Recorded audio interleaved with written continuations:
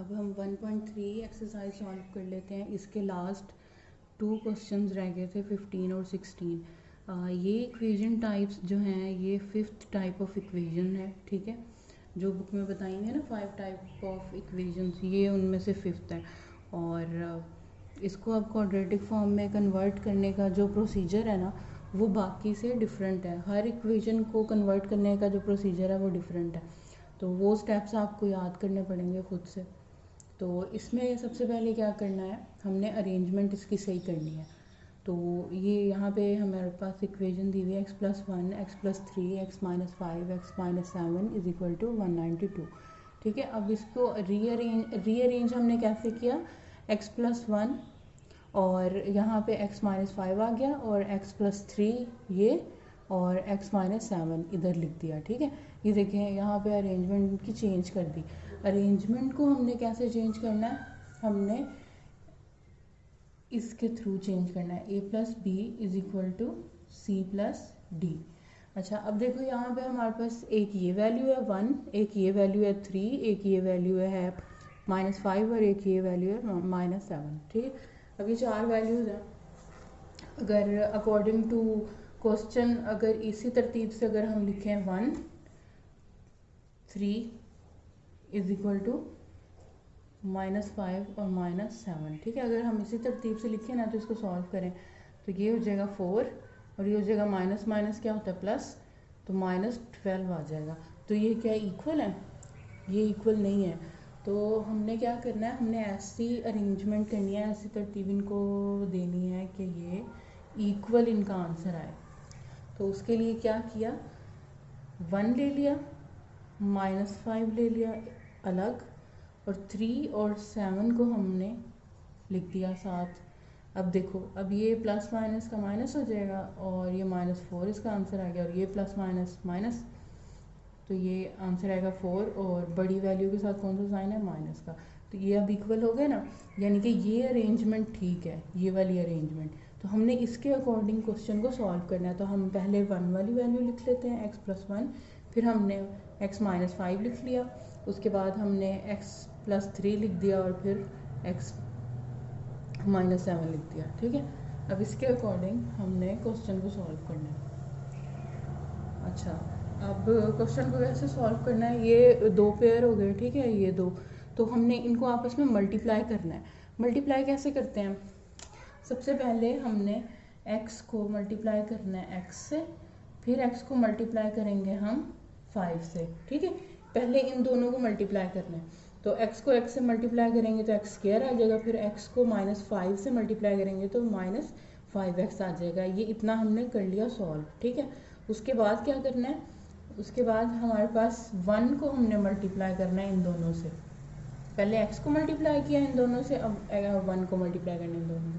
तो +1 को जब x से मल्टीप्लाई करेंगे तो +x आ जाएगा और +1 को -5 से मल्टीप्लाई करेंगे तो -5 आ जाएगा। ठीक है, इसी तरह ही नेक्स्ट हमने सॉल्व करना है।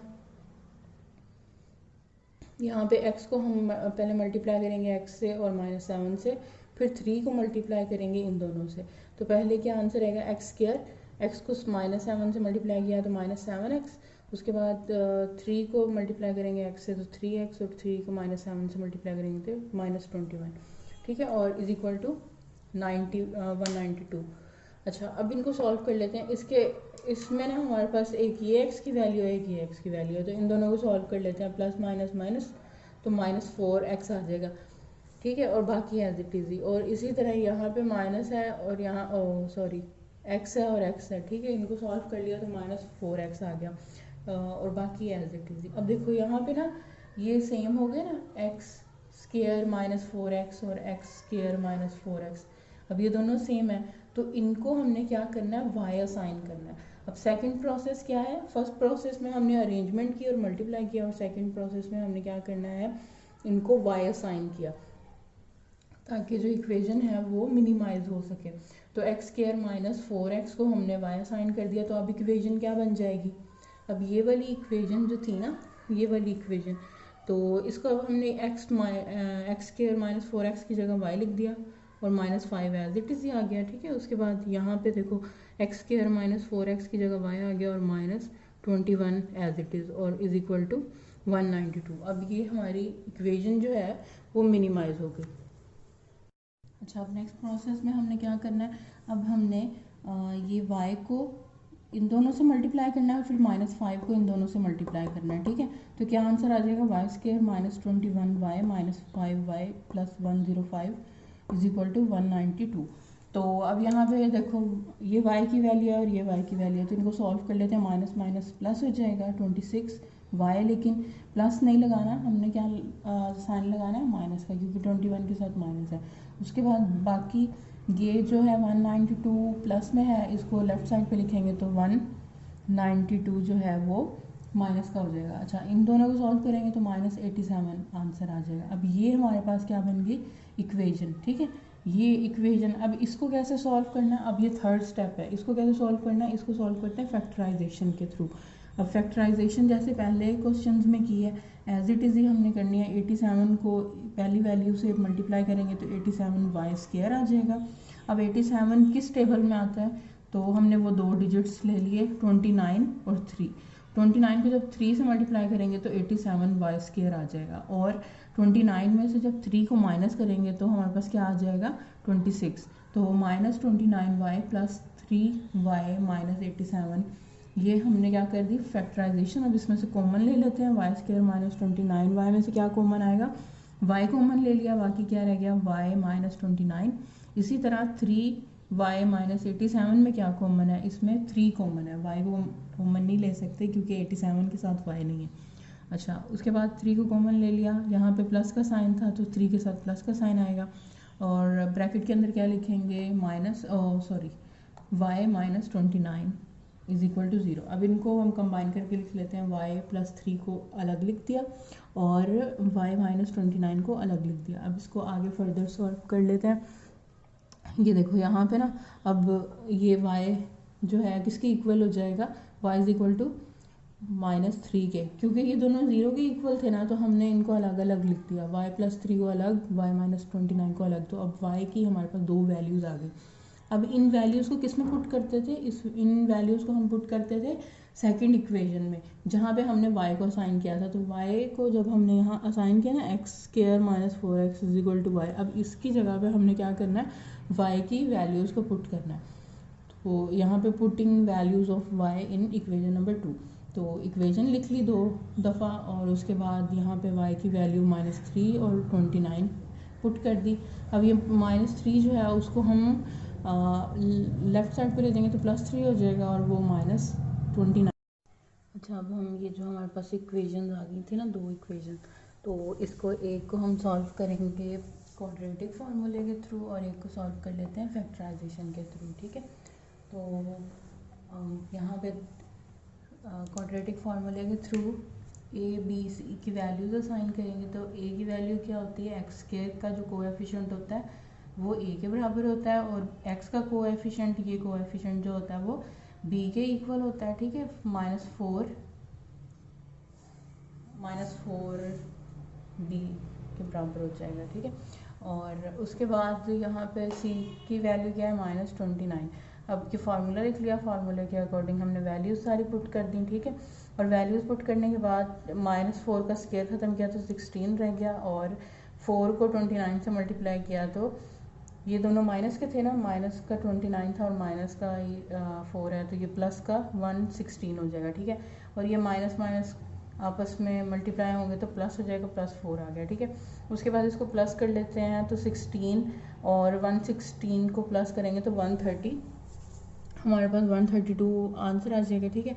अब इसको हम इसका जो है ना स्क्वायर रूट ख़त्म करने के लिए क्या करेंगे, इसकी तज्ज़ी कर लेते हैं। तज्ज़ी कैसे कि 132 को 2 पे डिवाइड किया 66 आ गया, फिर 2 पे डिवाइड किया तो 33 आ गया, और फिर 3 पे डिवाइड किया तो 11 आ गया, और फिर 11 को 11 पे डिवाइड कर दिया। तो हमारे पास तज्ज़ी के कौन से नंबर्स आ गए, 2, 2, 3 और 11। 2 क्योंकि 2 टाइम्स है ना, तो हम इसको 2 का स्क्वायर लिख सकते हैं।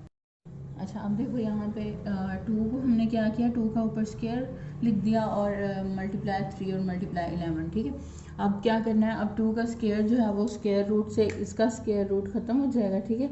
तो इसको हमने स्क्वायर रूट से बाहर लिख दिया, और 11 को 33 से मल्टीप्लाई किया तो 33 आ गया, ठीक है। अब क्या करना है, अब ये एक वैल्यू है हमारे पास 4 और एक वैल्यू है हमारे पास 2 स्क्वायर रूट 33, ठीक है। अब इसमें से हम कॉमन ले लेते हैं 2 को, क्योंकि 4 और जो 2 है वो 2 पे डिवाइड हो जाता है ना, तो हमने 2 को कॉमन ले लिया यहाँ पे, ठीक है। बाहर 2 लिख दिया और यहाँ पे देखो 4 की जगह पे अब क्या आ जाएगा 2, क्योंकि 4 जो है वो 2 से डिवाइड होगा तो 2 रह जाएगा और प्लस माइनस का साइन, और यहाँ पे 2 नहीं लिखना है क्योंकि वो हमने कॉमन ले लिया है, सिंपल 33 रह गया। उसके बाद ये 2 जो है नीचे वाले 2 से क्रॉस हो जाएगा और बाकी हमारे पास क्या वैल्यू रहेगी 2 प्लस माइनस 33, ठीक है। अब दूसरी जो है इक्वेशन वो हम फैक्टराइजेशन के थ्रू सॉल्व कर लेते हैं। अच्छा, अब देखो यहाँ पे फैक्टराइजेशन के थ्रू करना है तो 3 को पहले एक्स स्क्वायर से मल्टीप्लाई किया तो 3x स्क्वायर आ गया। अब कौन से 2 डिजिट्स हैं जिनको मल्टीप्लाई करें तो 3 आए और प्लस या माइनस करें तो 4 आए। तो अब 3 तो 3 के टेबल में ही जाता है, तो 3 को 1 से ही मल्टीप्लाई करेंगे तो 3x स्क्वायर आ जाएगा, और इनके साथ माइनस की अगर हम साइन लगाएंगे ना, माइनस का साइन, माइनस माइनस क्या होगा प्लस, तो 3 और 1 को जब प्लस करते हैं तो -4 आ जाएगा, ठीक है। यानी कि ये सारी कंडीशन जो है वो ट्रू हो गई। उसके बाद एक्स स्क्वायर माइनस 3x में से कॉमन x को ले लिया हमने, ठीक है, और बाकी ब्रैकेट के अंदर क्या रह गया x, इसमें से एक x कॉमन ले लिया और बाकी क्या रह गया x, इसमें से हमने x कॉमन ले लिया, बाकी क्या रह गया 3, और यहाँ पे हमने -1x प्लस 3 में से क्या कॉमन ले सकते हैं, इसमें सिर्फ -1 को कॉमन ले सकते हैं, तो इसमें से -1 तो माइनस हो गया, बाकी क्या रह गया x, और यहाँ पे 3 को 1 से डिवाइड करेंगे तो भी 3 आना है, तो -3 आ जाएगा। माइनस क्यों आएगा, क्योंकि ये माइनस है ना, तो माइनस प्लस माइनस माइनस हो गया इज इक्वल टू 0। अब x -1 को कंबाइन करके लिख दिया और x -3 को 1 टाइम लिखना है, और उसके बाद यहाँ पे x -1 को अलग 0 के साथ लिख दिया क्योंकि ये दोनों 0 के इक्विवेलेंट ही हैं। तो उसके बाद x -3 को क्या किया हमने, x -3 को हमने अलग 0 के साथ लिख दिया। उसके बाद x इज़ इक्वल टू 1 आ गया और x इज़ इक्वल टू 3। अब हमारे पास 3x की वैल्यूज़ आ गई, तो सोल्यूशन सेट हमारे पास क्या बन गया 1 3, और जो हमने पहले क्वाड्रेटिक फार्मूले के थ्रू आंसर निकाला है ना 2 प्लस माइनस स्क्वायर रूट 33, ये हमारा सोल्यूशन सेट आ गया। हम लास्ट क्वेश्चन सॉल्व कर लेते हैं। अब हम एक्सरसाइज 1.3 का लास्ट क्वेश्चन सॉल्व कर लेते हैं 16, और ये भी सेम टाइप ऑफ इक्वेशन ही दी हुई है यहाँ पे, तो इसकी पहले अरेंजमेंट करनी होती है, लेकिन अरेंजमेंट से पहले ना एक दफ़ा क्वेश्चन जो दिया हुआ है ना ऑलरेडी उसकी तरतीब जो है वो चेक कर लेते हैं। तो यहाँ पे चेक करने का क्या प्रोसीजर है, a + b = c + d, ठीक हो गया। अब ये -1 है, -2 है = -8 और +5, ठीक है। इसको सॉल्व करके एक दफ़ा देख लेते हैं, फिर रीअरेंज कर लेंगे। माइनस माइनस प्लस होता है तो -3 आ जाएगा, और ये प्लस माइनस माइनस होता है तो 3, 8 में से 5 को माइनस करेंगे 3, और 8 के साथ जो साइन है वो आएगा तो माइनस, तो यानी कि अरेंजमेंट तो ठीक है, यानी कि हमें रीअरेंज करने की ज़रूरत नहीं है इसे। तो हम क्या करेंगे, इसको एज इट इज़ ही लिख दिया। उसके बाद अब हमने क्या करना होता है, नेक्स्ट हमने इनको मल्टीप्लाई करना होता है, इन दोनों को मल्टीप्लाई करना होता है और इन दोनों को मल्टीप्लाई करना होता है। अच्छा, x को पहले मल्टीप्लाई करेंगे x से और -2 से, फिर -1 को मल्टीप्लाई करेंगे इन दोनों से, तो क्या आंसर आ जाएगा x² -2x और -x + 2, ये आंसर आ गया, ठीक है। उसके बाद यहाँ पे देखो x को मल्टीप्लाई करेंगे इन दोनों के साथ तो क्या आंसर आ जाएगा x², और x को 5 से मल्टीप्लाई करेंगे तो क्या आंसर आ जाएगा 5x, ठीक है। उसके बाद -8 को इन दोनों से मल्टीप्लाई कर लेते हैं, तो -8 को जब x से मल्टीप्लाई करेंगे तो -8x, -8 को मल्टीप्लाई करेंगे 5 से तो -40, बाकी एज इट इज़ ही आ गया। उसके बाद ये देखो यहाँ पे x की वैल्यू ये है और एक ये वैल्यू है, इसको सॉल्व कर सकते हैं ना, तो ये माइनस माइनस प्लस हो जाएगा, -3x आ जाएगा। इसी तरह यहाँ पे ये है x और एक ये x, तो प्लस माइनस क्या होगा -3 आ जाएगा आंसर, ठीक हो गया। बाकी सारी एज इट इज़ ही इक्वेशन आनी है। अब इसको फर्दर कैसे सॉल्व करना है, अब हमने मल्टीप्लाई कर दिया, अब सेकंड स्टेप होता है कि हमने y असाइन करना होता है। अब ये देखो x² -3x और x² -3x दोनों सेम है ना, यानी कि हम इनकी जगह पे y को असाइन कर देते हैं, ठीक है। y असाइन कर दिया, x² -3x = y। अब सेकंड इक्वेशन हमारे पास ये बन गई, फर्स्ट इक्वेशन ये और सेकंड इक्वेशन ये।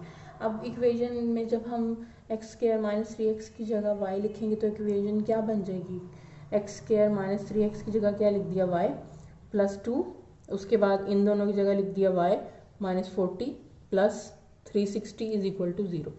अच्छा, उसके बाद क्या करना है, अब इसको फिर मल्टीप्लाई करना है। मल्टीप्लाई करेंगे तो क्या आंसर आ जाएगा, y को पहले इन दोनों से मल्टीप्लाई करो, वाई स्क्वायर माइनस 40y, फिर प्लस 2 को इन दोनों से मल्टीप्लाई करना है, क्या आ जाएगा 2y माइनस 80, और ये प्लस 360 इज इक्वल टू 0। ठीक है, उसके बाद ये y, एक ये y है और एक ये y, ठीक है, इन दोनों को क्या करते हैं, सॉल्व कर लेते हैं। माइनस प्लस क्या होगा, माइनस, तो 40 में से 2 को माइनस कर देंगे तो क्या आंसर आ जाएगा 33 आ जाएगा हमारे पास, लेकिन माइनस का 38, सॉरी। अच्छा, अब उसके बाद देखो, अब यहाँ पे ना Y square minus 38y plus 280 is equal to 0। अब इसको कैसे सॉल्व करते हैं, इसको सॉल्व करने का तरीका होता है फैक्टराइजेशन का, या फिर वो क्वाड्रेटिक फार्मूले के थ्रू सॉल्व करते हैं। तो हम यहाँ पे फैक्टराइजेशन के थ्रू सॉल्व कर लेते हैं इसको। तो जी फैक्टराइजेशन करते हैं इसकी, 280 को पहले मल्टीप्लाई करना वाई स्क्वायर से, तो क्या आ जाएगा 280 स्क्वायर, 280 स्क्वायर नहीं 280 वाई स्क्वायर। ठीक है, तो अब कौन दो डिजिट ऐसे फाइंड आउट करने हैं जिनको मल्टीप्लाई करें तो 280 आए, और जिनको प्लस या माइनस करने से 38 आए। ठीक है, लेकिन माइनस का 38। तो अब ये कौन सा दो डिजिट्स हैं, 28 को जो हम 10 से मल्टीप्लाई करेंगे तो 280 आ जाएगा। ठीक हो गया, और जब इनको हम प्लस करेंगे 28 और 10 को, तो हमारे पास क्या आ जाएगा 38।